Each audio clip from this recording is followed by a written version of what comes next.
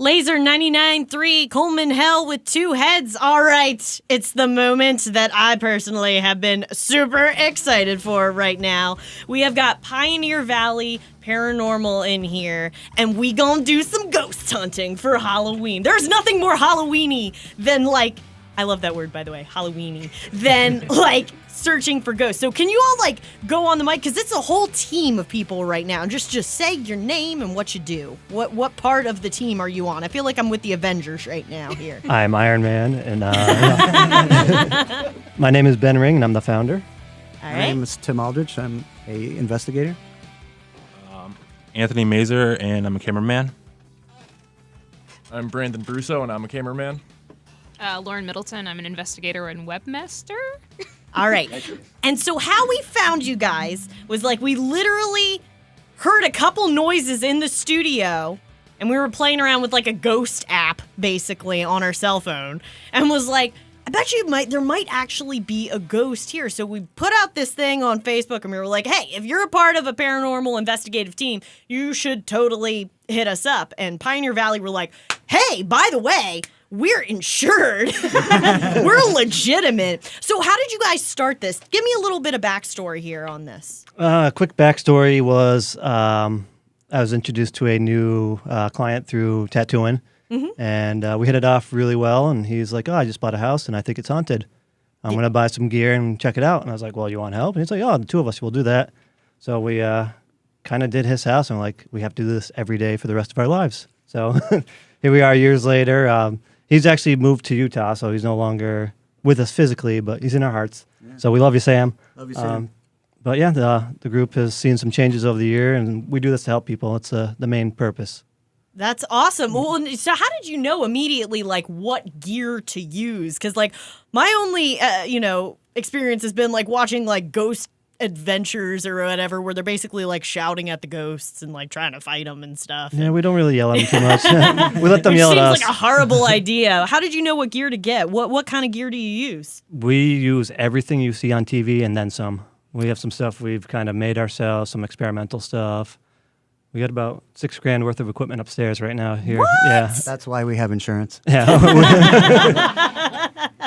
So what would you say is, like, the go-to thing that you use that has been the most helpful part of the equipment? I'm a big fan of the Spirit Box. Spirit Box? Yeah. What is that? It cycles through radio waves really fast without stopping on them. So spirits can take out, pieces of words, syllables, sounds to make their own words to try to speak through. That is cool. So you've had messages come through? Oh, yeah. Yep. Yeah. Plenty of them. Well, see, like, I had one come through with the cell phone app, but all it said was finest. And I just thought the ghost was trying to hit on me. And I was like, you know what? This might not be the best way to do this. So I cut that off. But Lenny is here too.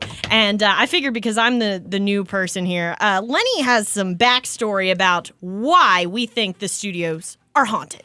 All right, so the story is pretty simple. There's two radio stations in this building, and what happened was about 23 years ago, there was a DJ that was supposed to be here for a Saturday afternoon show, and they were supposed to be here at noon. They didn't show up. We later find out that person was murdered. And there is a gazebo out back here at the radio station that is dedicated to that person. Now, through the years, from what I've been told, and I've been here about 4 years now, that sometimes people hear sounds and shuffling, and they hear, like, kind of door slams. So they think, and when everybody says to me, it's like, well, it's the ghost. And I'm like, well, who's the ghost? And they're the gazebo lady. And I'm going, there's a lady in the gazebo? And they're like, kinda. So as I started to find out the story, when people are here at night or on the weekends and when they're by themselves, they say they hear things. So we're trying to just figure out if this is the same person or if there's another ghost or what have you. So that leads us to you. And the people from Pioneer Valley Paranormal are going to help us in just a bit. We're gonna run down what we're gonna be doing in a couple minutes. Stay tuned. CDL. The The Offspring Self-Esteem. It's Lazer 99.3, and we're here for a special Halloween edition right now with Pioneer Valley Paranormal. And we're going to do some ghost hunting here in a little bit. We already told you about the lore and why we think it's haunted here, but you guys have been doing this for a while now, so I bet you have some pretty cool stories. What is something really shocking that's happened while you've been on these investigations? Oh, look, he's getting ready. Get ready. Yeah, I could talk about the Demon House that we did. Oh, in please talk Wheelwright. about the Demon House, Yeah, sir. Wheelwright, Mass was a home that a gentleman had called us about and got in touch with Ben, actually. Ben can tell you the opening of the story. Yeah, so he emailed and he gave me a laundry list of things that happened in the house, and I'm like, no, that's the plot of every horror movie ever written. And Like what? What was like, going on? Just hearing stuff, seeing stuff. Like, it got to the point where I'm like, it can't be real. It sounds too good to be true. That's like the Willy Wonka of haunted houses. So, By the way, can I say how messed up it is? You're like, it's like a yeah, chocolate well, yeah, that's good factory. for us, you know. Windows are breaking. Awesome. But yeah, we went there, and someone before us had said there was a demon in there, and we're like, nope, demons are so few and far between. You know, we're not going to find anything. We investigated that night, and we all agreed there's a demon in that house. We actually had to contact the Worcester Diocese to come perform a blessing on the house, and they have to go back and do another one because it didn't take fully. So yeah, Wait, so there's a demon house still active. oh yeah, yep, Yeah, absolutely. And personal experience. We were setting up our cameras because our home base was in the garage. Yeah. And up on the porch in the master bedroom, which became a portal, we found out later was a portal. The master bedroom was a place where I was able to, from the deck, drop down all our lines for our gear. Yeah. And I was walking out to drop the lines over the railing, and something pushed me from behind it, and there was nobody up there. And I grabbed the railing that didn't realize it was rotted, and almost fell off the railing. Ooh. Yeah. And then I had gone home. When I got home that night, my side hurt a little bit. There was 3 scratches on my left side. So we pretty much knew right then and there. Now, how can you tell the difference between you were like, demons are so few and far between. How can you tell the difference if you got a demon or if you got a ghost? What's the difference here? Demons start off pretending to be other things. They'll be like a little girl or something friendly because it wants to get close to you. And then the evil, malicious, physical stuff will start happening slowly. And then the more you interact with it, it kind of, like if a homeowner's present, it kind of takes over a little bit. It kind of like whites him out almost, like he's not fully himself. And we were seeing that because we dealt with this client for about 6 months. It was an ongoing process, and So it's like a parasite, pretty much. exactly, yeah, it's trying to take over to kind of wreak its havoc. What was different about him? He's a great guy. He's a man's man. The first night we met him, he handed us a beer. He had his crossbow on his couch, really showing us his Daryl nuggets. Dixon? Yeah, like it was awesome, and very talkative guy. And then the more we hung out with him, he just starts kind of doing this, faded out. and then he just zones out and like. Then all of a sudden it's like snaps, he's back and he's like, oh, so yeah, I was talking about blah, blah, blah. And we're like, where'd you go? He's like, what are you talking about?